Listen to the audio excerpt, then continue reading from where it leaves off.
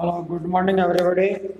In 12th class, the unit is the surface chemistry, and today we have to discuss about the adsorption and the absorption.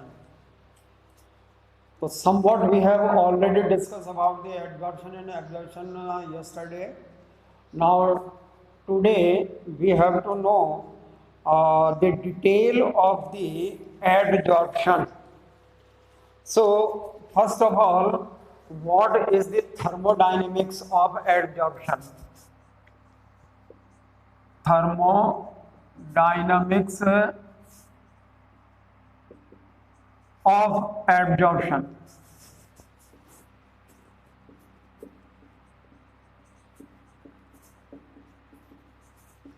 So, you know the adsorption is a physical phenomenon, and there is some exchange of the energy and the attraction between the two different phases take place. So the flow of energy will take place in between the two different phases. So what the thermodynamics says that it is a exothermic reaction. What is the adsorption is exothermic. So it is a exothermic phenomenon. So for the exothermic, we denote delta IH. Delta I reaction, here it is, the reaction enthalpy, and that reaction enthalpy is always in negative. So when the value of the delta RH in negative, then the system became the exothermic. So in this way, the adsorption is a exothermic system. Secondly, अगर हम gases को absorb करें तो जो gas जो है वो यहाँ उसके डेल्टा एस में कमी होगी. What is the delta S? It is decreases. तो इस एब्जॉर्प्शन में जो गैसेस का absorption on the surface of the solid पे होता है, तो ये जो फिनोमिनन है वो एक प्रकार का डेल्टा एस, अर्थात डेल्टा एस की वैल्यू में डिक्रीजेस होती है. The value of delta S, the delta S is a change in entropy. तो अब हम ये कहेंगे कि जो एंट्रोपी वैल्यू है वो एब्जॉर्प्शन की प्रोसेस में गैसेस के लिए हमेशा डिक्रीज होती है. तो एंट्रोपी जो है वो डिक्रीजेस होती है. ये थर्मोडायनेमिक्स बताया जा रहा है. नंबर थर्ड कि ये एक सेल्फ ओरिएंटेशन. तो ये आपका जो है वो सेल्फ है. ठीक है. एक तो होता है कि आप किसी सिस्टम को ओरिएंट करने के लिए आप एनर्जी सप्लाई करें, लेकिन ये एक प्रकार का स्वतः प्रवर्तित, इसको हिंदी में हम बोलते हैं स्वतः परिवर्तित. तो यहाँ पे स्वतः परिवर्तित जो भी होते हैं उनके लिए जो डेल्टा जी की वैल्यू है वो हमेशा नेगेटिव होती है. So the free energy changes concept on the process of the absorption always be in negative. ये हमेशा नेगेटिव होता है. तो ये अपने आप होता है, स्वतः होता है, और वो जो स्वतः परिवर्तित जितने भी हमारे सिस्टम तंत्र हैं वो उनकी जो फ्री एनर्जी वैल्यू है वो हमेशा नेगेटिव होगी. और इसके कंप्लीट थर्मोडायनेमिक्स को आप इस प्रकार से लिख सकते हैं that the delta H is equal to delta H minus T delta S. तो हमने ये दो जो फिनोमिनन है ये दो पढ़े हैं. ये हमारा नेगेटिव होगा, डेल्टा एस भी डिक्रीज होगा, T is the temperature and delta S the enthalpy of the system. तो ये टोटल चेंज ऑन आपके जो हीट है वो हमारा एंथैल्पी कंसेप्ट कहलाता है. तो ये एक थर्मोडायनेमिक्स इक्वेशन है इस एब्जॉर्प्शन के लिए. तो ये सब बातें आपको ध्यान रखनी है. कि एडजॉर्प्शन में थर्मोडायनेमिक्स अपना क्या रोल प्ले करता है। अब हम आगे पढ़ेंगे एब्जॉर्प्शन के प्रकार, अर्थात अधिशोषण के कौन कौन से प्रकार होते हैं, ये कितने टाइप से डिस्कस किया जा सकता है। ठीक है, तो अधिशोषण के प्रकार, तो एब्जॉर्प्शन जो है वो कितनी प्रकार से पढ़ा जा सकता है।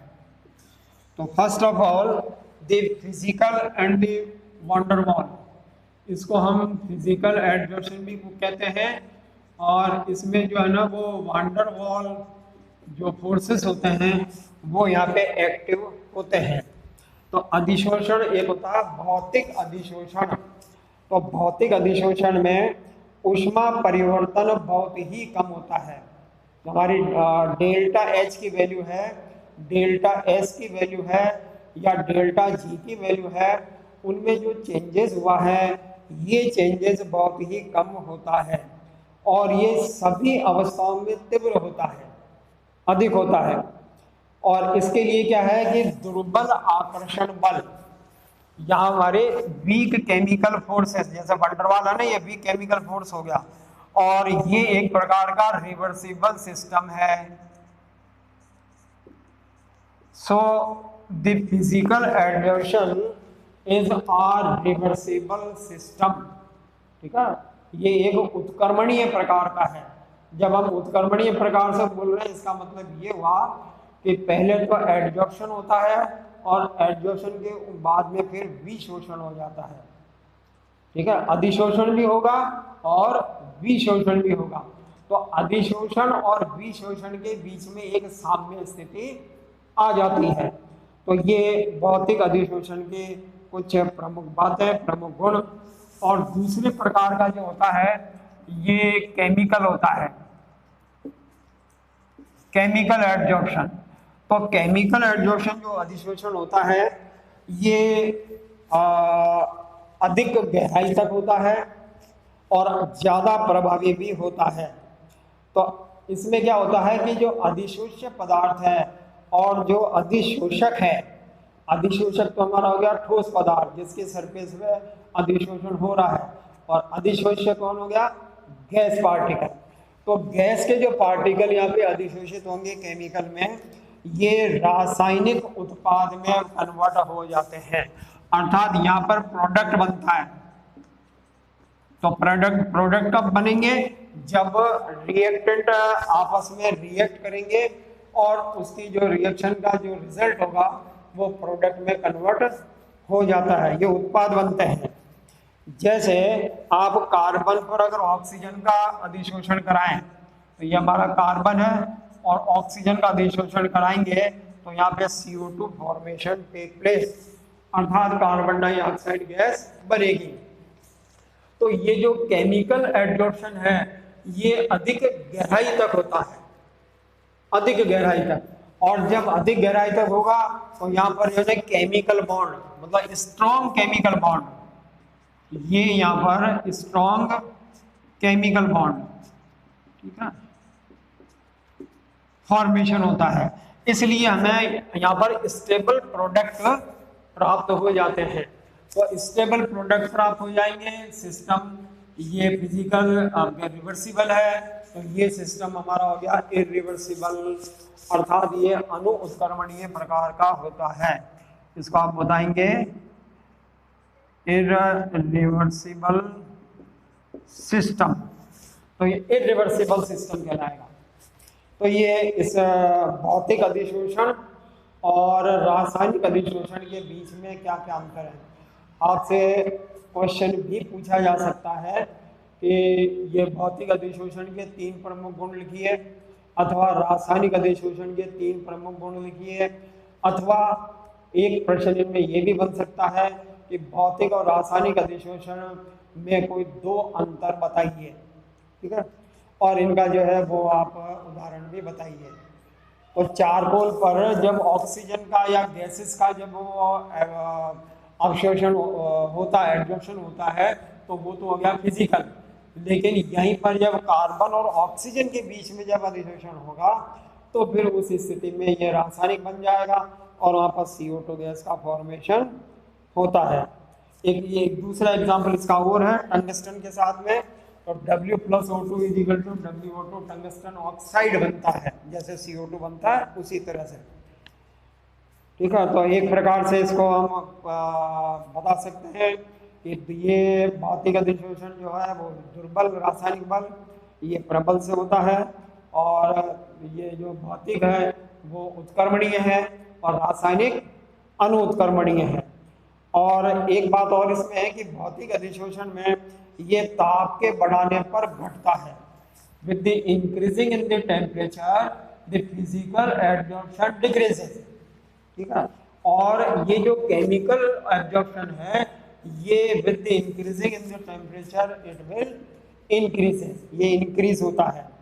ठीक है, और यहाँ पे बहुआण्विक परतें बनती है फिजिकल में, मल्टी मॉलिक्यूलर लेयर। ठीक है, बहुआण्विक परतें, और यहाँ पर एक मॉलिक्यूलर फॉर्मूला बनता है। यहाँ कोई फॉर्मूला नहीं बनता है, जैसे वहाँ पे CO2 बन गया, लेकिन जब यहाँ पे आप गैसेस को ओजोन, हीलियम, नियॉन, आर्गन जो भी हैं, इनको जब आप चारकोल पे एब्जॉर्ब कराएंगे तो वहाँ पर ये भौतिक अधिशोषण, तो वहाँ कोई केमिकल रिएक्शन नहीं होती है, या हमें किसी एक्टिव एनर्जी की आवश्यकता नहीं होती है। सक्रियण ऊर्जा, सक्रियण ऊर्जा जो है उसकी आवश्यकता नहीं है, क्योंकि ये कोई रासायनिक प्रक्रम नहीं है, ये कोई केमिकल सिस्टम नहीं है। लेकिन जो केमिकल एब्जॉर्प्शन होता है इसमें हमें एक एक्टिव एनर्जी की एनर्जी बैरियर ग्राफ जो हम पहले पढ़ चुके हैं उसकी आवश्यकता होगी, क्योंकि यहाँ पर मिनिमम एनर्जी का होना आवश्यक है, और जब मिनिमम एनर्जी होगी तो वो सिस्टम जो है वो आपके स्पॉन्टेनियस से नॉन स्पॉन्टेनियस, ये जो है वो आपका स्वतः परिवर्तित हो गया तो ये स्पॉन्टेनियस हो गया। ठीक है, वहाँ पे हमें कोई एनर्जी बैरियर की जरूरत है, अर्थात मिनिमम एनर्जी जो उन रिएक्टेंट को प्रोडक्ट में कन्वर्ट कर दे, तो उसकी वहाँ पर आवश्यकता होती है। तो इस तरह से अधिशोषण में ये जो भौतिक और रासायनिक अधिशोषण है इनमें क्या क्या अंतर है ये आपने अभी इसके अंदर पढ़ा है। अब हम ठोस अधिशोषक पर गैसों के अधिशोषण का अध्ययन करेंगे कि ठोस पर जो है वो गैस पार्टिकल का जब अधिशोषण होता है तो वहाँ कौन कौन सी प्रक्रियाएं होती हैं। तो ठोस तो हमारा हो गया अधिशोषक, और उस अधिशोषक पर गैस जो है वो हमारा हो गया अधिशोष्य पदार्थ। तो अब गैस और सॉलिड के बीच में, ठीक है, गैस एंड द सॉलिड, अब हम एब्जॉर्प्शन इस फिनोमिनन में पढ़ेंगे कि गैसेस जो है ना वो सॉलिड के ऊपर एब्जॉर्ब हो रही है। ठीक है, तो गैस जो है वो अधिशोष है। अब ये किस पे डिपेंड करेगा, what are the different factors, ये जो कौन कौन से कारक हैं जो इसको अधिक प्रभावित करेंगे। तो सबसे पहले देखिए कि यहाँ पर nature of the gas, the first one is the nature of gas, अर्थात अधिशोषण जो है वो अधिशोष्य पदार्थ जो हमारा गैस है अवस्था उसकी प्रकृति पर निर्भर करता है। जैसे अगर हम एक एक्टिवेटेड चारकोल पर SO2 HCl, जैसे गैसेस की नेचर ये दो तरह से हो गई, अगर हम SO2 और HCl, सल्फर डाइऑक्साइड है, HCl है, ठीक है, इसका अगर अधिशोषण कराएं, या अमोनिया NH3, और एक अधिशोषण जो है वो आपके हाइड्रोजन, नाइट्रोजन और ऑक्सीजन का कराएं, ये दो प्रकार के। तो ये तो हमारा पोलर सिस्टम हो गया, ये नॉन पोलर हो गया। तो नॉन पोलर नेचर की गैस हो गई, नेचर ऑफ गैस क्या हो गई, नॉन पोलर, और नेचर ऑफ गैस क्या हो गई, पोलर। तो जो पोलर नेचर की गैस होती है वो उसका अधिशोषण जो है तुलनात्मक अधिक होता है, और जो नॉन पोलर गैसेस हैं उनका अधिशोषण अपेक्षाकृत कम होता है। तो ये रासायनिक आकर्षण में अंतर के कारण, क्योंकि जब नॉन पोलर सिस्टम होगा तो उसमें केमिकल अट्रैक्शन जो है वो वीक हो जाएगा, दुर्बल हो जाएगा। लेकिन अगर हमारी पोलर नेचर की गैस है तो उनके अंदर क्या होगा कि जो अट्रैक्शन फोर्स है वो काफ़ी अधिक होगा। एक इसमें क्रिटिकल टेम्परेचर का भी बात जिक्र आता है जब गैसेस को हम अधिशोषण कराते हैं, क्योंकि उस समय जो है ना गैसेस के मॉलिक्यूल एक दूसरे के नज़दीक में आएंगे, वो ठोस की सरफेस पे, तो उनके बीच की डिस्टेंस कम हो जाएगी। तो एक तरह से जो गैस अवस्था है वो धीरे धीरे द्रव अवस्था की ओर अग्रसर होती है, क्योंकि उनकी जो पार्टिकल डिस्टेंस है, जो मॉलिक्यूलर डिस्टेंस है, ये धीरे धीरे कम होने लगती है। तो क्रिटिकल टेम्परेचर क्या है कि एक मिनिमम टेम्परेचर है, minimum temperature for the adsorption of the gas on the solid surface. ठीक है, तो वह न्यूनतम ताप जिस पर अधिक ताप पर गैस द्रवित नहीं होती। ठीक है ना, तो न्यूनतम ताप पर गैस को रखने से उनमें जब अधिशोषण हो जाता है तो वो फिर द्रवित नहीं होगी, चाहे दाब को कितना ही बढ़ा दिया जाए। टेम्परेचर को हम इंक्रीज कर दें तो कोई फर्क नहीं पड़ेगा, वो द्रवावस्था में परिवर्तित नहीं होगी। तो एक मिनिमम टेम्परेचर पर गैस अपनी स्टेबलाइज हो जाती है, इसको यो समझिए आप। तो उस स्थिति के अंदर अब हम ये कहेंगे कि अब जो गैस है वो अब लिक्विड स्टेज में नहीं आएगी, और इसका भी हमें ध्यान रखना पड़ेगा। जब नेचर ऑफ गैस पढ़ रहे हैं अधिशोषण में, तो हमें उस न्यूनतम ताप के बारे में जानकारी होनी चाहिए। दूसरा फैक्टर जो है वो इसका सरफेस एरिया है।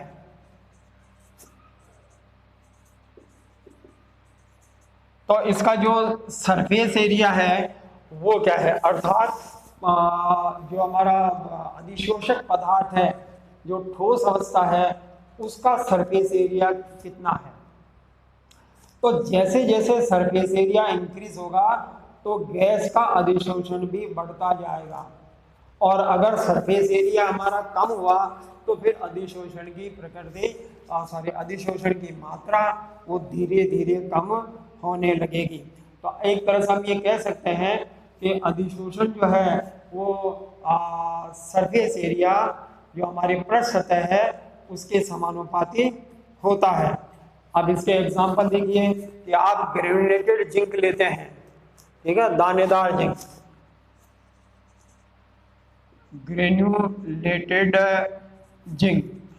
तो अगर ग्रेनुलेटेड जिंक पे आप हाइड्रोजन का अधिशोषण कराएं तो वो अधिक होगा, और एक स्मूथ सरफेस वाला जो जिंक है उस पे अगर हाइड्रोजन का अधिशोषण कराएं तो वो बहुत कम होगा। तो ग्रेनुलेटेड होने के कारण उस जिंक की पृष्ठ सतह के मान में वृद्धि हो जाती है, पृष्ठ सतह बढ़ जाती है, और जब हमारी कॉन्टैक्ट सरफेस जो बढ़ जाएगी तो फिर वो गैसेस का कॉन्टैक्ट पहले की तुलना में अधिक होने लगता है।